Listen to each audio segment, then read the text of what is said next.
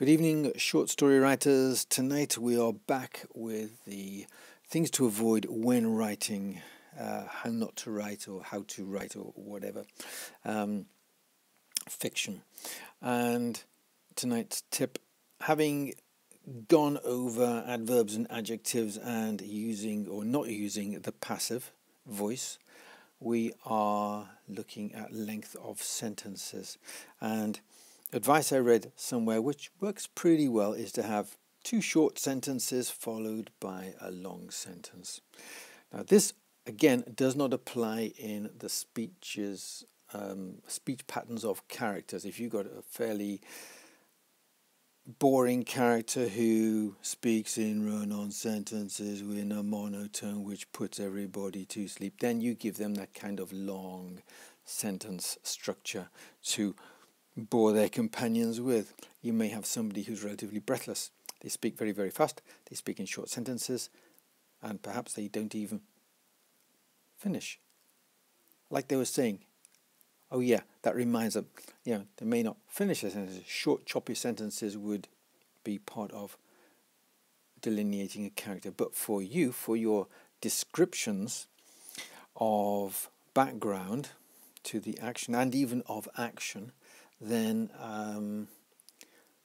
that rule of two, maybe three short sentences and then a longer one is a good guideline.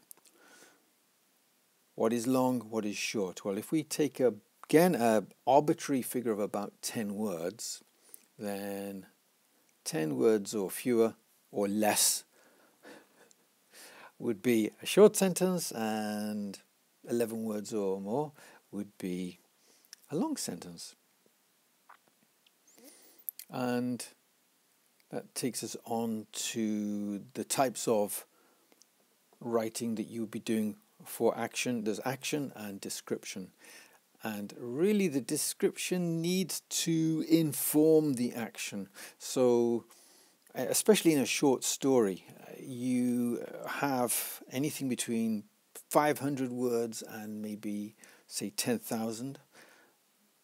Lots of different opinions as to what is a short story, but 10,000 is pushing it as far as I'm concerned. About 5 or 6 for me used to be the sweet spot. You could do just enough and get just enough action in and have 3 plot points to make a satisfying tale. So the background in a relatively short story has to form part of the story. It's where the action takes place, and it shapes the action. So if, for example, it's a seafaring tale, obviously it's going to take place on a boat.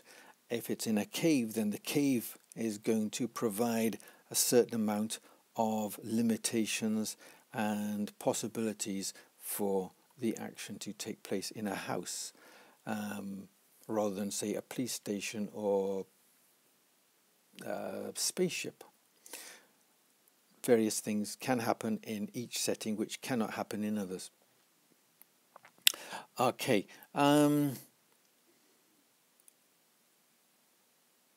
think that's about it, really. Yeah, think carefully about your story and where it should be set. So don't simply describe things for the sake of it. I'm sure every one of us has seen art movies where the camera lingers on something and you, the audience, are led to believe that this may be important later on in the film, and it isn't. And books do the same thing, for whatever reason. Yeah. I'm thinking of a story that I read once, which the main character was obsessed with headphones for some reason. And a science fiction story I read, I can't remember who, by possibly, I'm not going to name names. There was an obsession with coffee, describing it as a thick, hot, brown liquid. Of course it's liquid, it's coffee, unless they're chewing the grinds. But anyway, see, there's an example. Don't do that kind of thing It's not part of the characterization. You only need to say that the person likes coffee and then show them with a coffee cup. They don't need to have a description. Your reader does not need a description of the thick steaming liquid. You know, he or she took a sip. That's enough. It grounds the character in the action, or in the scene. Right. So yeah, your part of it as the writer is not the characters have the dialogue, and you have to take care of the action, and you have to take care of the setting, the background that they're in, and show how the action, just to repeat everything or sum up, is constrained and informed by the setting. Okay, so that's it for tonight. I hope that's been useful. If it has, then hit like, hit subscribe if you wish to, and all that other stuff. Okay, night night.